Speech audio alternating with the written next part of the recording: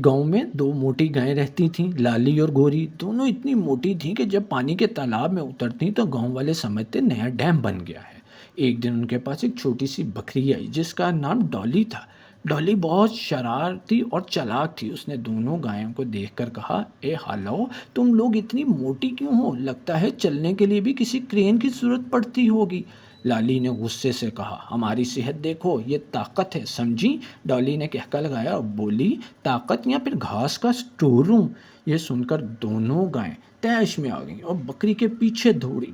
लेकिन हुआ यूं कि लाली दौड़ते हुए कीचड़ में स्लिप हो गई और गोरी रुक ना सकी और जोर से लाली पे गिर गई। अब दोनों गायें ऐसे फंसी जैसे बर्गर के अंदर दो पैटियां।